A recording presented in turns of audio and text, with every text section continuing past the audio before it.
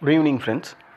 இந்த ஆடியோவில் நம்ம ஒரு ஆப்ஷன் பையருக்கு தேவையான டேலண்ட்டு ஸ்கில்லு அதை பற்றி பார்ப்போம். ஏன்னா நம்ம பல வாட்டி ஆப்ஷன் பையர் அவங்க எப்படி ட்ரேட் பண்ணுறாங்க, எந்த மாதிரி லாஸ் பண்ணுறாங்க, அவங்களுக்கு எந்த மாதிரி சைக்காலஜி தேவைப்படுது, எந்த மாதிரி எமோஷனை அவங்க மார்க்கெட் இன்ட்ராடே டைமில் கையாளுறாங்க அப்படின்றத பற்றியே பார்க்குறோம். என்ன மாதிரி அதில் லாஸஸ் பண்ணுறாங்க, அவங்களோட ஃபீட்பேக் எப்படி இருக்குது, அவங்களோட ரியல் லைஃப் எப்படி இருக்குது, அந்த ரியல் லைஃப்பில் அவங்க ஃபேஸ் பண்ணக்கூடிய ப்ராப்ளம் என்ன, அதை பற்றியே நம்ம பார்த்துக்கிட்டே இருக்கோம். ஆப்ஷன் பையர் அப்படின்னாவே அவங்களுக்கு இந்த ஸ்கில்லெல்லாம் வேணும் அப்படின்ற மாதிரி சில இதெல்லாம் நான் எடுத்து வச்சுருக்கேன். அப்போ இதை தான் நம்ம முதல்ல கற்றுக்கணும். எப்போயுமே நான் இந்த ஸ்கில்லை பற்றி சொல்லவே மாட்டேன். ஜஸ்ட்டு ஸ்கில் வேணும், ஸ்ட்ராட்டஜி வேணும், மார்க்கெட்டை பற்றி அனலைஸ் பண்ணணும், உங்களுக்கான அந்த எமோஷனை குறைக்கணும், சைக்காலஜி வேணும், இப்படின்ற மாதிரி ஒரு பொதுப்படையாகவே பேசிக்கிட்டே இருப்பேன். இன்றைக்கி ரியலாகவே இந்த ஸ்கில்லு தாங்க வேணும், இதை தாங்க கற்றுக்கணும் அப்படின்ற மாதிரி சொல்கிறேன். இது நீங்கள் இன்ஸ்டியூஷனில் சொல்லி தருவாங்களான்னு எனக்கு தெரில. ஏன்னா எனக்கு அதெல்லாம் பழக்கம் இல்லை. இதை வேறு ஏதாவது யூடியூப்பில் ஆப்ஷன் பையருக்கு இந்த மாதிரி ஸ்கில்லெல்லாம் வேணும் அப்படின்னு சொல்லி தருவாங்களா அப்படின்னா எனக்கு தெரில. ஏன்னா நான் யூடியூப் ரொம்ப பார்க்குறதும் கிடையாது. சரி, இது நம்மளாவது சொல்லுவோம். ஆல்ரெடி இது யூடியூப்பில் இருந்தால் எனக்கு சந்தோஷம்தான். இருந்தாலும் நம்மளாவது சொல்லுவோம் அப்படின்ற மாதிரி தான் இந்த ஆடியோவில் ஆப்ஷன் பையருக்கு தேவையான டேலண்ட் என்ன, ஸ்கில் எல்லாம் ஒன்று தான். அதை பற்றி நம்ம இதில் பார்க்கலாம். அதாவது டைரெக்ஷனல் பயாஸ் ஸ்கில் அப்படின்னு ஒன்று இருக்குது. இதெல்லாம் எனக்கு எப்படி தெரியும்னு கேட்குறீங்களா? எல்லாம் புக்கு தான். நான் படிக்கிறத என்னோட வச்சுக்காமல் எல்லாருக்கும் ஷேர் பண்ணணும். ஏன்னா நான் ஒரு ஆப்ஷன் பையர்னும் போது என்ன மாதிரி எவ்வளோ நண்பர்கள் நண்பிகள் எல்லாருமே ஆப்ஷன் பையிங் பண்ணுறாங்க. ஓகேங்களா? இந்தியாவில் த்ரோட்டாக பார்த்தா ஆப்ஷன் செல்லரை விட ஆப்ஷன் பையர் தான் அதிகமாக இருக்காங்க. அதனால் அவங்கள இந்த ஸ்கில்லெல்லாம் அவங்கக்கிட்ட இருக்கக்கூடிய ஆல்ரெடி என்னை பொறுத்தவரையும் ஆப்ஷன்ஸ் பையர் தோக்குறாங்க. இருந்தாலும் சில பேர் தோக்குறாங்க. ஆனால் பல பேர் மறைமுகமாக பெரிய லெவலில் ப்ராஃபிட் பண்ணிக்கிட்டே இருக்காங்க. அது மட்டும் எனக்கு தெரியும். நேற்று கூட ஒருத்தர் அவரோட இதுவை சொல்லியிருந்தார். நேற்று இல்லை, இன்னைக்கு காலையில். உங்கள் வீடியோலாம் எனக்கு ரொம்ப சூப்பராக இருக்குது சார், ஃபஸ்ட் கிளாஸாக சொல்கிறீங்க, ஆப்ஷன் பையர்னாவே தோக்குறாங்க அப்படின்ற மாதிரி நீங்கள் சொல்லாமல் ஜெயிக்கிறவங்களும் இருக்காங்க அப்படின்னு சொல்கிறது எனக்கு ரொம்ப பெருமையாக இருக்குது. நான் கண்டினியூஸாக ப்ராஃபிட் பண்ணிக்கிட்டு தான் இருக்கேன் என் லெவலுக்கு அப்படின்னு ஒருத்தர் மகேஷ், அவர் மகேஷ் எந்த ஏரியான்லாம் தெரில, அவர் அவ்வளோ ஜாலியாக பேசினார் இன்றைக்கி காலையில். ஸோ அது மாதிரி எவ்வளோ பேர் இருக்காங்க. நமக்கு தோக்குறவங்கள பற்றியே நமக்கு பேசிக்கிட்டு இருக்கோம். சரி, தோக்குறவங்கள நம்ம எப்படி மேலே கொண்டு வர்றது, அவங்கள எப்படி தான் நம்ம வழிநடத்தி கொண்டு வர்றது, அவங்களுக்கு என்ன மாதிரி ஸ்கில்லு தான் நம்ம கற்றுக் கொடுக்கறது அப்படின்ற மாதிரி எனக்குள்ளே தோணிக்கிட்டே இருந்தது. சரி, இன்றைக்கி அதை பற்றியே பேசிடுவோன்ட்டு தான். First directional bias skill. அதாவது மார்க்கெட்டு என்ன டைரெக்ஷனில் இருக்குது அதை கண்டிப்பாக நம்ம ரீட் பண்ண கற்றுக்கணும். அந்த டேலண்ட்டை வளர்த்துக்கணும். நியூஸ் பேஸ்டு அது இதுன்னு எல்லாத்தையும் விட்டுருங்க. 9:15 மார்க்கெட் ஓப்பன் ஆகுது, 9 மணிக்கு ப்ரீ மார்க்கெட்டில் ஓப்பன் ஆகுது. கேப் அப்போ கேப் டவுனோ தெரிஞ்சு போச்சு. அதுக்கப்புறம் மார்க்கெட் என்ன மாதிரி இருக்குது, மார்க்கெட்டில் என்ன கண்டிஷன் இருக்குது அப்படின்ற அந்த ஸ்கில்லை வளர்த்துக்கணும். இந்த ஸ்கில்லை வளர்க்குறதுக்கு யாராவது சொல்லி கொடுத்தா தான் வரணுமா என்ன? அப்போ நீங்களே இதில் இன்வால்மெண்ட் பண்ணால் இது ஆட்டோமேட்டிக்காக உங்களுக்கு வரக்கூடியது தான். அப்போது மார்க்கெட் மேலே போகுமா, இல்லை மார்க்கெட் டவுனில் போகுமா, இல்லை மார்க்கெட் சைட்வேல இருக்குமா? மார்க்கெட் சைட்வேல இருக்கும் அப்படின்றது எதை வச்சு கண்டுபிடிச்சலான்னா ஆப்ஷன் அந்த அதை வச்சு கண்டுபிடிச்சிடலாம். ஆப்ஷன் செயினை வச்சு கண்டுபிடிச்சிடலாம். இதை நம்ம தேடவே வேணாம். ஆனால் மார்க்கெட் மேலே போகுமா கீழே போகுமா அதை தான் நம்மளால் கண்டுபிடிக்க முடியாது. அதுக்கு எது தேவை, மார்க்கெட்டில் இருக்கக்கூடிய நியூஸஸ் என்ன, மார்க்கெட்டில் இருக்கக்கூடிய மார்க்கெட் சம்மந்தமான எந்தெந்த நியூஸ் வந்தால் மார்க்கெட் ஏறும் இல்லை இறங்கும், இந்த மாதிரி ஸ்கில்லை நீங்கள் வளர்த்துக்கணும். ஓகேங்களா? இதில் ஏதாவது கஷ்டம் இருக்கும் நீங்கள் நினைக்கிறீங்க? இது மைண்டுக்கு ஏதாவது வேலை இருக்க மாதிரி இருக்கா? இல்லை. அப்போது நியூஸ் பேஸ்டு மார்க்கெட் அது எப்படி இருக்கும், பழைய ஹிஸ்ட்ரியை போகிறோன்னா அது நமக்கு தெரிஞ்சிடும். கச்சா எண்ணெய் விலை உயர்ந்தாவே மார்க்கெட்டில் கண்டிப்பாக ஒரு டவுன் வரும். கச்சா எண்ணெய் விலை குறைஞ்சா மார்க்கெட் மேலே போகும். ட்ரம்ப் ஏதாவது வாயை விட்டார்னா மார்க்கெட் கீழே வரும். ட்ரம்ப் ஏதாவது நல்லதாக பேசினா மார்க்கெட் மேலே போகும். இதெல்லாம் சாதாரணமாக தானே. இதெல்லாம் நம்ம இந்த மாதிரி ஸ்கில்லை முதல்ல வளர்த்துக்கணும். ஒரு இண்டெக்ஸ் ஸ்ட்ரக்சரு சப்போர்ட் எங்கே இருக்குது, ரெசிஸ்டன்ட் எங்கே இருக்குது, அந்த ட்ரெண்டோட ஸ்ட்ரென்த்து ஐடென்டிஃபை பண்ணணும். அதாவது இப்போ இவ்வளோ தொலைவு மார்க்கெட் இறங்கிடுச்சு, இதுக்கு மேலே அது இறங்குமா இறங்காதா அப்படின்ற அந்த ஓரல் ஐடென்டிஃபிகேஷன் நம்ம பண்ணணும். நம்ம தான் பண்ணி ஆகணும். ஏன்னா நம்ம தான் காசை இழக்கிறோம், நம்ம தான் அதை தேர்ந்தெடுத்துக்கணும். அப்போது அதுக்கும் அந்த ஓஐ சார்ட்டே பெஸ்ட்டாக இருக்கும். நீங்கள் போய் வேறு யூடியூப்லேயோ இல்லை சாட் ஜிபிடிக்கிட்டேயோ இல்லை கூகுள்கிட்டேயோ போய் வந்து திங்கக்கிழமை ஸ்ட்ராங்கான சப்போர்ட் எங்கன்னெலாம் கேட்டால் அது ஒன்று சொல்லும்.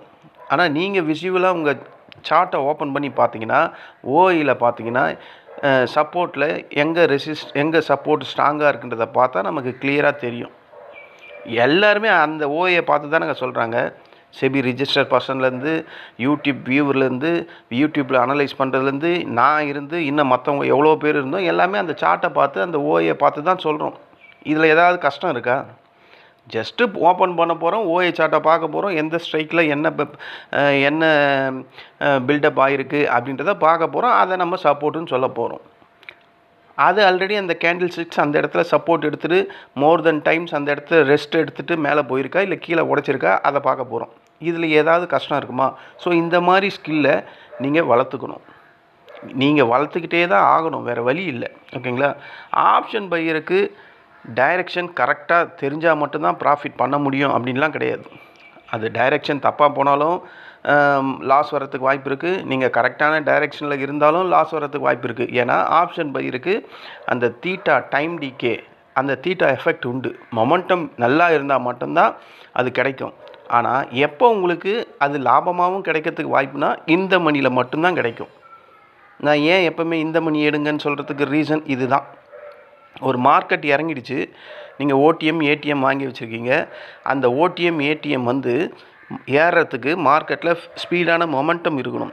இதுவே ஐடிஎம்மில் வாங்கியிருந்தீங்கன்னா மார்க்கெட் கொஞ்சம் திரும்பினாவே உங்கள் ஐடிஎம் வந்து உங்கள் லாஸஸை ரெக்கவரி பண்ணி ப்ராஃபிட்கே வரும். இதை நான் ஒவ்வொரு நாளும் ரியலைஸ் பண்ணிக்கிட்டே இருக்கேன். ஒவ்வொரு நாளும் நான் பார்த்துக்கிட்டு இருக்கேன். ஒவ்வொரு நாளும் லாபத்தில் முடிச்சுக்கிட்டு தான் இருக்கேன். அதனால் இதை நான் ஸ்ட்ராங்காக சொல்கிறேன். ஓகேங்களா? அப்போது இந்த மாதிரியான ஸ்கில்லை நீங்கள் வளர்த்துக்கணும் அப்படின்னு சொல்கிறேன். ஓகேங்களா? ஓடிஎம்மை தயவு செஞ்சு தொடாதீங்க. அதை தொட்டிங்கன்னா நீங்கள் கெட்டீங்க அப்படின்ற மாதிரி திங்க் பண்ணிங்க. அடுத்தது டைம் ஸ்கில்லை தான் நான் சொன்னேன். டைம் ஸ்கில்லுனால் ஒன்றுமே கிடையாதுங்க. கரெக்டான என்ட்ரி, கரெக்டான எக்ஸிட், இந்த டைமிங் வேணும். இதை நம்ம தான் வளர்த்துக்கணும். அதாவது இயர்லியராக நம்ம என்ட்ரி பண்ணிட்டோம்னா தீட்டா எஃபெக்டில் லாஸ் வர்றதுக்கு வாய்ப்பு இருக்குது. லேட்டாக என்ட்ரி போனால் அந்த ஆப்பர்ச்சுனிட்டியை மிஸ் பண்ணுறதுக்கான வாய்ப்பு இருக்குது. அப்போ கரெக்டான டைமில் கரெக்டான என்ட்ரி. அப்போது கேண்டில் ஸ்டிக்ஸு அதோட பேட்டர்ன் எப்படி ப்ரைஸ் ஆக்ஷன் ஒர்க் அவுட் ஆகுது அப்படின்ற அந்த ஸ்கில்லை நீங்கள் வளர்த்துக்கணும். இதெல்லாம் வளர்த்துக்கிறதுனா நீங்கள் வெளியில் போய் இது காசு குத்தெல்லாம் கற்றுக்க வேணாம். 10 நாள் 15 நாள் மேப் இந்த சார்ட்டை பார்த்தாவே மார்க்கெட் கூடவே ட்ராவல் பண்ணாவே அழகாக கற்றுக்கலாம். இதுக்கு போய் ஒரு 2000 3000 கட்ட வேண்டிய அவசியமே கிடையாது. எல்லாருமே மோர் தென் 2 இயர்ஸ் 1 இயருக்கு மேலே எக்ஸ்பீரியன்ஸ் உள்ள ஆளுங்க தான் என்கிட்ட பேசுகிறவங்க எல்லாருமே.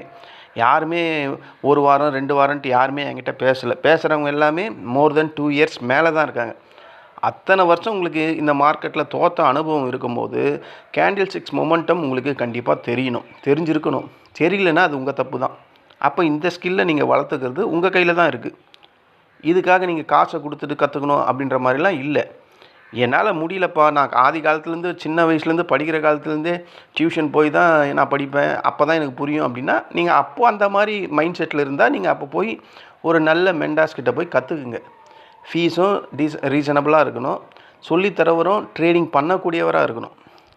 மார்க்கெட்டிங் கன்சல்டன்ட் அவங்கக்கிட்டலாம் போகக்கூடாது. ரியல் ட்ரேடராக இருக்கணும். அப்போ தான் அது கரெக்டாக இருக்கும். அவர் ட்ரேடிங் பண்ணணும், அவருக்கு அந்த நாலேஜ் இருக்கணும். மார்க்கெட் இந்த கண்டிஷனில் இருக்கும்போது மார்க்கெட் இந்த மாதிரி பிஹேவியர் இருக்கும் அப்படின்ற மாதிரி அவர் ப்ரிகாஷன் பண்ணக்கூடியவராக இருந்தால் மட்டும்தான் அவர்கிட்ட நீங்கள் போகணும். அந்த மாதிரி மென்டார்ஸை கண்டுபிடிச்சி உங்களுக்கு நான் சொன்னதை விட எனக்கு வேறு ஒருத்தர் கைட் பண்ணால் தான் ஏறும்னா அப்போ நீங்கள் இன்ஸ்டியூஷன் போய் கற்றுக்கிறதுல தப்பு கிடையாது. ஸோ இந்த ஸ்கில்லை வளர்த்துக்கணும். அதாவது என்னை பொறுத்தவரையும் மார்க்கெட்டில் எப்படின்னா ஒரு கரெக்ட் கேண்டில் எடுக்கிறோம், அது பிரேக் அவுட்டாக இல்லை ரிஜெக்ஷன் பாயிண்ட்டாக நம்ம பார்க்குறோம். என்ட்ரி அந்த இடத்துல எடுக்கணும் அப்படின்றது என்னுடைய பாயிண்ட்டு. என்னுடைய பாயிண்ட் அந்த இடத்துல நான் என்ட்ரி எடுத்தாலும் அந்த ஃபாஸ்ட்டாக எக்ஸிட் பண்ணுறதும் ஃபாஸ்ட்டாக இருக்கும், அந்த ப்ராஃபிட் புக் பண்ணுறதும் ஃபாஸ்ட்டாக இருக்கும். அதாவது ஃபாஸ்ட் எக்ஸிட் டிசிப்ளின் அப்படின்னு இதுக்கு பேர். அதாவது ப்ராஃபிட் வந்தாலும் லாஸ் வந்தாலும் ரெண்டுத்துக்கும் ஒரே மாதிரி டைமிங் தான் என்கிட்ட. நான் அதனால தான் ப்ராஃபிட்லேயே க்ளோஸ் பண்ணுறேன். இதை நான் கண்டிப்பாக உங்ககிட்ட சொல்லணும். சொல்கிறதுக்காக தான் நான் இப்போ மண்டே ஒரு ட்ரேடு எடுக்கிறேன். கால் சைடில் வாங்குறனோ புட் சைடில் வாங்குறனோ அதை வித்தின் 5 மினிட்ஸ் 10 மினிட்ஸ்க்குள்ளேயே என்னுடைய பாயிண்ட்டை நான் ரீச் பண்ணுவேன். ஏன்னா மார்க்கெட்டில் எனக்கு டைம் தீட்டா அந்த டைம் டிகேவோட வேல்யூயே எனக்கு கிடையாது. ஏன்னா நான் போயிட்டு 1 ஹவரோ அரை ஹவரோ அதில் ட்ரேட் பண்ண போகிறதில்ல. எனக்கு தேவையான அந்த 10 பாயிண்ட்டு நான் மோர் தென் லாட்ஸ் 2 இல்லைனா 3 லாட்ஸ் எடுப்பேன். நீங்கள் சும்மா ஒரு கவுண்ட் பண்ணிங்களேன், 10 பாயிண்ட் வருது, 3 லாட்டுன்னும் போது அது எவ்வளோ வருது? 1800 கிட்ட வந்துடுமா? 3 லாட்டில் 1800 யார் கொடுப்பா? நான் ரொம்ப நேரமும் ட்ரேட் பண்ணுறதில்ல. அதிகபட்சமாக ஒரு 5 நிமிஷத்துக்குள்ளேயே முடிஞ்சிடும். இது லாஸ் வந்தாலும் அது எனக்கு அதே தான். ஆனால் நான் லாஸ் வர அந்த என்ட்ரியை நான் சூஸ் பண்ணவே மாட்டேன். அதுக்கு தான் சொன்னேன், correct candle break out or rejection point அப்படின்னு நான் சொன்ன இடம் அதுக்கு தான். அப்போது கேண்டிலோட கரெக்டு பிரேக் அவுட் ஆகிற இடத்துல இருப்பேன், இல்லைன்னா அந்த கேண்டில் ரிஜெக்ட் ஆகிற இடத்துல நான் இருப்பேன், இல்லைனா ஏறுற இடத்துல நான் இருப்பேன். அப்போ எனக்கு தேவையான அந்த 10 பாயிண்ட்டை நான் பிடிச்சிருவேனா? இதை நான் சொல்லும் போது உங்களுக்கு ஈஸியாக இருக்கும், ஆனால் பண்ணும் போது கஷ்டமாக இருக்கும். ஆனால் இதையே நீங்கள் ரிப்பீட்டடாக பண்ணும் போது அது உங்களுக்கு ஈஸியாக ஆகிடும். நான் 5 வருஷமாக இப்படி தான் பண்ணிக்கிட்டு இருக்கேன். நான் டெய்லியும் லாஸ்லாம் பண்ணுறதில்ல. இதை பெருமைக்காக சொல்ல, உங்களுக்கு புரியணும் அப்படின்றதுக்காக. இந்த மாதிரி ஸ்கில்லெல்லாம் இருக்குது, இந்த ஸ்கில்லெல்லாம் நீங்கள் டெவலப் பண்ணால் உங்களால் ப்ராஃபிட் பண்ண முடியும் அப்படின்றதுக்காக நான் உங்கள்கிட்ட சொல்கிறேன். ஓகேங்களா? அப்போது இந்த மாதிரி டைம் ஸ்கில்லை நீங்கள் வளர்த்துக்கணும். கண்ட இடத்துல ட்ரேட் பண்ணக்கூடாது. மார்க்கெட் ஏறுற இடத்த ஐடென்டிஃபை பண்ணணும், பிரேக் அவுட் ஆகிற இடத்த ஐடென்டிஃபை பண்ணணும், ரிஜெக்ஷன் ஆகிற இடத்த ஐடென்டிஃபை பண்ணணும். இதெல்லாம் கண்ணால் பார்த்தாவே தெரிஞ்சிடும். இதுக்கு என்ன ஸ்கில் வேணும்? இது பார்த்தாவே பழகினாவே இந்த ஸ்கில் வந்துடுமா? இந்த மாதிரி ஸ்கில்லை நீங்கள் வளர்த்துக்கணும். அப்புறம் இந்த விக்ஸ் வெலாட்டிலிட்டி, இந்த விக்ஸ் வெலாட்டிலிட்டி அவேர்னஸ் நீங்கள் கண்டிப்பாக தெரிஞ்சுக்கணும். விக்ஸு ஹையில் இருந்தால் மார்க்கெட் என்ன பண்ணும், ப்ரீமியம் எப்படி குறையும் அப்படின்றத நீங்கள் புரிஞ்சிக்கணும். லோ விக்ஸ் இருந்தால் மார்க்கெட் என்ன மாதிரி மொமெண்டம் இருக்கும், அது எப்படி ப்ரீமியத்தை மெல்ட்டிங் பண்ணிவிடுமா இல்லை உயர்த்துமா அப்படின்ற மாதிரி அந்த ஸ்கில்லை நீங்கள் வளர்த்துக்கணும். விக்ஸோட எக்ஸ்பீரியன்ஸை நீங்கள் கண்டிப்பாக புரிஞ்சிக்கணும். புரிஞ்சிக்கிறது இல்லாமல் அதை நீங்கள் இப்போ விக்ஸ் 26 27 இருக்குது. இப்போது இந்த விக்ஸ் 26 27 இருக்கும்போது மார்க்கெட்டோட அந்த மொமெண்டம் எப்படி இருக்குது? நீங்கள் ஒரு 4 நாளாக இந்த ஈரான் அமெரிக்கா பிரச்சனை வந்ததுலேருந்து இந்த விக்ஸ் 20 அபோவ்க்கு மேலே போயிடுச்சு. இப்போ மார்க்கெட் என்ன மாதிரி கண்டிஷனில் இருக்குது? இந்த ஸ்கில்லை வளர்க்குறதுக்கு நம்ம எங்கன்னா கிளாஸ் போய் கற்றுக்கணுமா என்ன? கண்ணால் பார்க்குறோம்ல. அப்போது விக்ஸோட மூமெண்ட்டும் இவ்வளோ இருக்கும் போது மார்க்கெட்டோட அந்த ஏற்ற இறக்கம் ஹெவியாக இருக்குது. மார்க்கெட் பாருங்கள், ஒவ்வொரு நாளும் 500 பாயிண்ட்டு 600 பாயிண்ட்டு 800 பாயிண்ட்டு ஏறுது இறங்குது, கடைசியாக 300 400 பாயிண்ட்டில் ப்ளஸ்ஸோ மைனஸில் முடியுது. அப்போது இந்த வெலாட்டிலிட்டி இண்டெக்ஸ் விக்ஸ் அவேர்னஸ் அப்படின்ற அந்த நாலேஜை அந்த ஸ்கில்லை வளர்த்துக்கணும். இந்த ஸ்கில்லை வளர்க்குறதுக்கு நம்ம இதுக்காக கிளாஸ் போனோமா என்ன? கூகுளில் போய் வெலாட்டிலிட்டி இண்டெக்ஸோட A to Z அப்படின்னு போட்டால் விக்ஸு ஒரு இடத்துல ஆவரேஜ், அதாவது மினிமம் இவ்வளோ பாயிண்ட்டுக்கு மேலே இருந்தால் எப்படி, லோவில் இருந்தால் எப்படி அப்படின்னு போட்டால் கூகுள் 1008 இன்ஃபர்மேஷன் ஃபஸ்ட் கிளாஸாக கொடுக்குது. இதை நீங்கள் வெளியில் போய் கற்றுக்கணுன்ற வேண்டிய அவசியமே இல்லை. ஓகேங்களா? அப்போ இந்த ஸ்கில்லையும் நீங்கள் தான் வளர்த்துக்கணும். அடுத்தது ரிஸ்க் மேனேஜ்மெண்ட்டு. இந்த ரிஸ்க் மேனேஜ்மெண்ட்டு தான் ரொம்ப பேருக்கு வராமையே இருக்குது. அதுக்காக இன்ஸ்டியூஷன் போகிறாங்க, கற்றுக்குறாங்க. இன்ஸ்டியூஷனில் இதை சொல்லி தருவாங்கன்னு நான் நம்புகிறேன். ஏன்னா இதையும் சொல்லி கொடுக்கலனா அப்புறம் நம்ம இன்ஸ்டியூஷன் போகிறதே வேஸ்ட்டு. அப்போது ரிஸ்க் மேனேஜ்மெண்ட்டை பற்றி கண்டிப்பாக சொல்லி கொடுப்பாங்க. எல்லா ஊர்லேருந்து, கூகுள்லேருந்து, சாட்ஜிபிலேருந்து, மெண்டாஸ்லேருந்து, இன்ஸ்டியூஷன்லேருந்து, சின்ன எஜுகேஷன் சென்டர்லேருந்து ரிஸ்க் மேனேஜ்மெண்ட் அப்படின்னாவே 1:2 இல்லைனா 1:3 ஊரறிஞ்ச இதை தான் ஊரறிஞ்ச ரிஸ்க் மேனேஜ்மெண்ட்டு. இதை நம்ம எல்லாம் படிக்கிறோம், கேட்குறோம், ஃபாலோ பண்ணுறோமா அப்படின்னு கேட்டால் கிடையாது. அப்போது இந்த ஸ்கில்லை இது ஸ்கில்லில் வராது, இது ஆட்டிடியூடில் வருது. நீங்கள் ட்ரேட் பண்ணும்போது இதை ஃபிக்ஸடாக மெயின்டைன் பண்ணணும். இது ஹோப் ட்ரேடிங்கை உங்களுக்குள்ளே இன்ட்யூஸ் பண்ண விடாது. இதை ஃபிக்ஸட் பண்ணிட்டீங்கன்னா ஹோப் அப்படின்ற எண்ணத்தை இந்த எஸ்எல் கண்டிப்பாக உங்கள் ஹோப்பை உடைச்சிரும். அப்போது இதை ஸ்ட்ரிக்டாக ஃபாலோ பண்ணணும். இந்த ரிஸ்க் மேனேஜ்மெண்ட் ஸ்கில்லை நீங்கள் வளர்த்துக்கணும். இதுதான் ரொம்ப ரொம்ப இம்பார்ட்டண்ட். ஓகேங்களா? ஒரு ஆப்ஷன் ட்ரேடிங் அவாய்ட் பண்ண வேண்டிய டிசிப்ளின்லேயே ஃபஸ்ட்டு வர்றது இது தான். நீங்கள் மார்க்கெட்டில் சர்வே ஆகணும்னா கண்டிப்பாக இந்த ரிஸ்க் மேனேஜ்மெண்ட்டில் இந்த மேக்ஸிமம் பேர் ட்ரேட் ஸ்கில்லை நீங்கள் வளர்த்துக்கணும். அப்படி நீங்கள் வளர்த்துக்கலைன்னா டெய்லியும் புலம்புற கதையாக தான் மாறும். ஓகேங்களா? லாஸ் வந்து கண்ட்ரோல் இல்லாமல் வந்துக்கிட்டே இருக்கும். நான் ஆல்ரெடி ஒரு வீடியோவில் சொன்ன மாதிரி கார் ஓட்டுறது முக்கியம் இல்லை, அந்த காரை தேவைக்கு ஏற்ற மாதிரி பிரேக் போட்டு அங்கங்கே நிறுத்தி நம்ம தேவையை பூர்த்தி பண்ணிக்கிட்டு சேஃபாக வீட்டுக்கு வந்து சேரணும். அதுதான் இந்த ரிஸ்க் மேனேஜ்மெண்ட்டு. ஓகேங்களா? அடுத்தது ஸ்ட்ரைக் செலெக்ஷன் ஸ்கில் அப்படின்னு ஒன்று இருக்குது. இது ரொம்ப பேர் புதுசாக வரவங்க இல்லை மோர் தென் 2 இயர்ஸ் 1 இயர் எக்ஸ்பீரியன்ஸ் இருக்கவங்கெல்லாம் இங்கே தான் வந்து ஃபெட்டப் ஆகிடுவாங்க. ஏன்னா அந்த ஓடிஎம்மையும் ஏடிஎம்மும் அதிகமாக சூஸ் பண்ணுவாங்க. ஏடிஎம்மை வந்து எக்ஸ்பைரி டேயில் யூஸ் பண்ணால் அதில் ஒரு நியாயம் இருக்குது. நான் எப்போவுமே ஏடிஎம்மை யூஸ் பண்ணுறதே கிடையாது. 5 வருஷத்துக்கு மேலே ஆயிடுச்சு நான் ஏடிஎம் ஓடிஎம்மை யூஸ் பண்ணியே. எது எடுத்தாலும் ஐடிஎம் மட்டும்தான். எனக்கு தேவை ப்ராஃபிட் தாங்க வேணும். மார்க்கெட்டில் நான் இழந்தது 7 வருஷம் நான் மார்க்கெட்டுக்கு எவ்வளோ பணம் கொடுத்துட்டேன். இப்போ எனக்கு தேவை ப்ராஃபிட் மட்டும்தான். அப்படின்னும் போது நான் ஐடிஎம் மட்டும்தான் ட்ரேட் பண்ணுறேன். நீங்கள் நான் எத்தனை வாட்டி ஒவ்வொரு வீடியோலையும் சொல்கிறேன், ஐடிஎம் ட்ரை பண்ணுங்கள், ஐடிஎம் ட்ரை பண்ணிங்க. நீங்கள் எத்தனை பேர் அதில் ட்ரை பண்ணி நான் ஐடிஎம் ட்ரை பண்ணி சக்ஸஸ்லேயே தாங்க இருக்கேன் அப்படின்ற மாதிரி சொல்லுங்கள். இல்லை நான் ஐடிஎம் ட்ரை பண்ணியும் லாஸில் தாங்க இருக்கேன் அப்படின்ற மாதிரியும் சொல்லுங்கள். அதில் அதிகப்படியான எண்ணிக்கையில் ஜெயிக்கிறவங்க யார் இருப்பாங்கன்னா ஐடிஎம்மில் ப்ராஃபிட் பண்ணுறவங்க தான் அதிகமாக இருப்பாங்க. இதுவே ஓடிஎம்மில் வச்சுக்கிட்டு ஏடிஎம்மில் வச்சுக்கிட்டு நீங்கள் சொல்லவே வேணாம், அது எனக்கே தெரியும். ஏன்னா என்ன மாதிரி ஓடிஎம்மை சூஸ் பண்ணி லாஸ் பண்ண எவனுமே இருக்க மாட்டான். கண்டபடி எடுப்பேன். அதில் லாட்ஸை இன்க்ரீஸ் பண்ணியெல்லாம் எடுத்திருக்கேன்.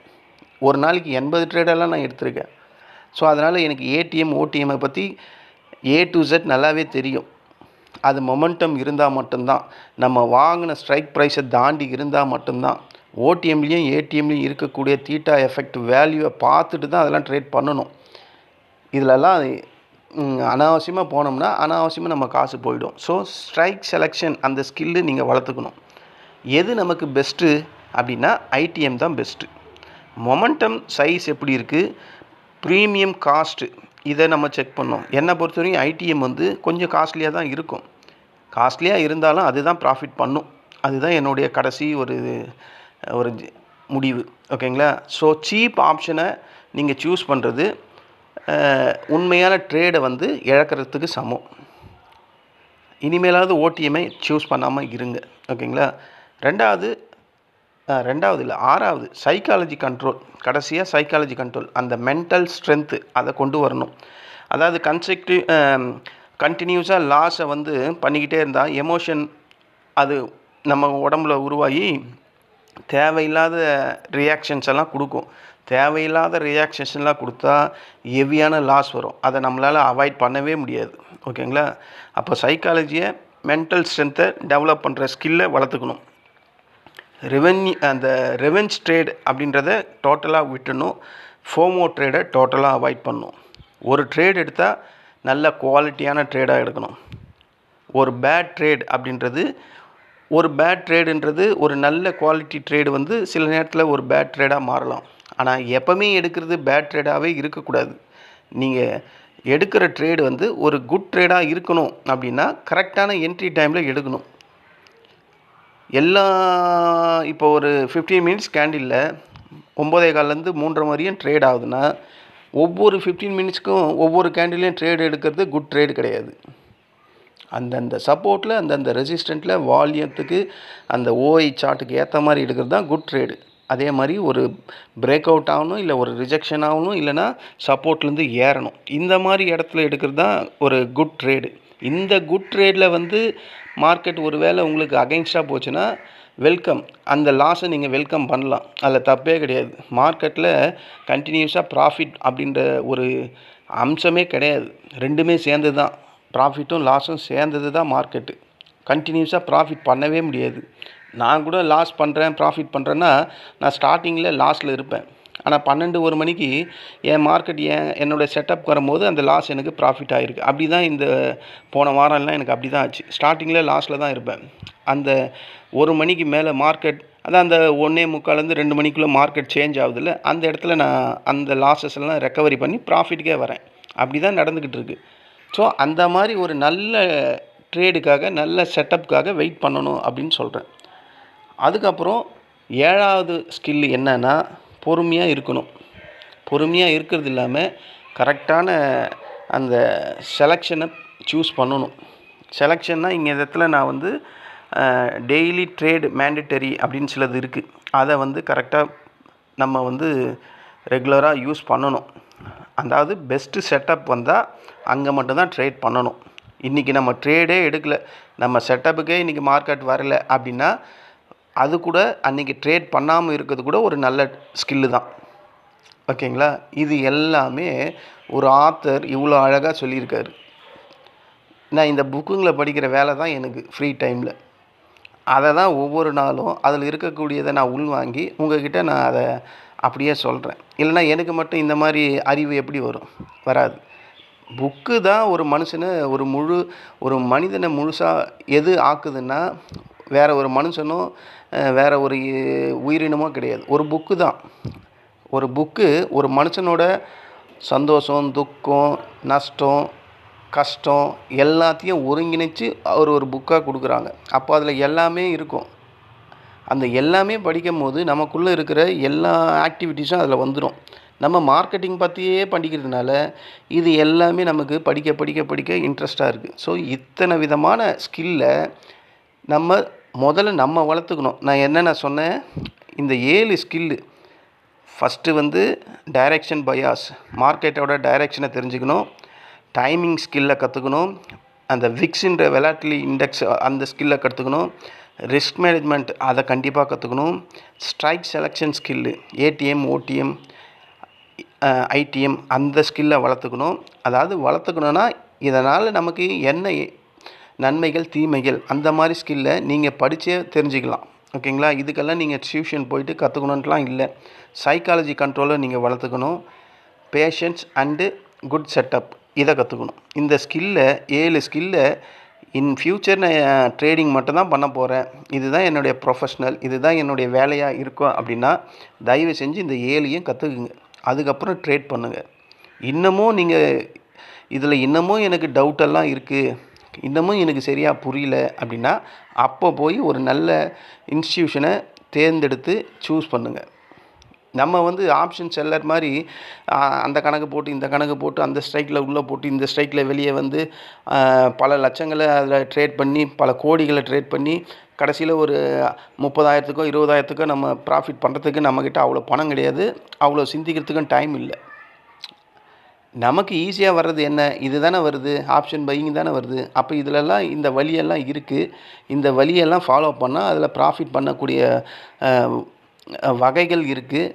அதை நோக்கி நம்ம பயணிக்கும்போது சின்ன சின்ன ப்ராஃபிட் வந்தாலும் மனசுக்கு சந்தோஷமாக இருக்குது அப்படின்ற மாதிரி நான் உங்களுக்கு இதில் தெளிவுபடுத்துகிறேன். ஓகேங்களா? ஆப்ஷன் பையர் காமனாக பண்ணக்கூடிய மிஸ்டேக் நம்ம ஆல்ரெடி பல வாட்டி சொல்கிறோம்.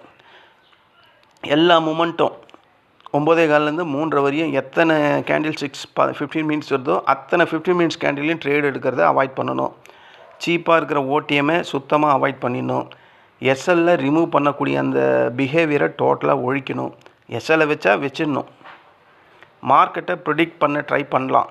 ஓகேங்களா? ஆனால் உங்களுக்கு அகெயின்ஸ்டாக மார்க்கெட் மாறிடும் போது மார்க்கெட்டுக்கு ஏற்ற மாதிரி தான் நீங்கள் ரியாக்ட் பண்ணணும். ஓகேங்களா? அங்கே இடத்துல வந்து நான் மார்க்கெட்டுக்கு அகெயின்ஸ்டாக தான் ட்ரேட் பண்ணுவேன் அப்படின்லாம் பண்ணக்கூடாது. பண்ணிங்கன்னா மார்க்கெட் உங்களை வச்சு செஞ்சிடும். ஸோ மாறி போச்சுன்னா அதுக்கு ஏற்ற மாதிரி ரியாக்ட் பண்ணி டக்குன்னு வெளியே வந்துடணும். இதுவும் ஒரு ஸ்கில்லு தான். ஓகேங்களா? ஒரு டிஸ்க்ளைமர், நான் இதில் வந்து இது முக்கால்வாசி நான் சொன்னது எல்லாமே ஒரு செபி சர்க்கிளில் இருக்கக்கூடிய டைலாக்கே தான் எல்லாமே, நான் சொன்னது எல்லாமே. ஸோ அதனால் இது டிஸ்க்ளைமர். இந்த கண்டென்ட் நான் இப்போ சொன்ன இந்த கண்டென்ட் எல்லாமே ஒரு எஜுகேஷன் பர்பஸ்க்காக தான். ஓகேங்களா? அதாவது ஆப்ஷன் ட்ரேடிங்னாவே அது ஹை ரிஸ்க் இன்ஸ்ட்ருமெண்ட் அப்படின்னு நம்ம எல்லாருக்குமே தெரியும். ஆப்ஷன் பையிங்கில் கேபிட்டல் டோட்டலாக லாஸ் ஆகிறதுக்கான சான்சஸ் வெரி ஹை. ஓகேங்களா? பாஸ்ட் பர்ஃபார்மன்ஸை வச்சுக்கிட்டு ஃப்யூச்சரை ப்ரிடிக்ட் பண்ணால் கண்டிப்பாக அது 0 தான் ஆகும். ஸோ மார்க்கெட்டில் கேரண்டி அப்படின்றது ஒன்று கிடையாது. இது நான் செபியில் ரிஜிஸ்டர் பர்சனும் கிடையாது. ஓகேங்களா? நான் சொல்கிறது ஒரு எஜுகேஷன் பர்பஸ்க்கு தான். நீங்கள் ட்ரேட் பண்ணுறதுக்கு முன்னாடி கண்டிப்பாக மார்க்கெட் நாலேஜை வளர்த்துக்குங்க. உங்கள் ரிஸ்கோட அளவு என்னன்னு தெரிஞ்சுக்குங்க.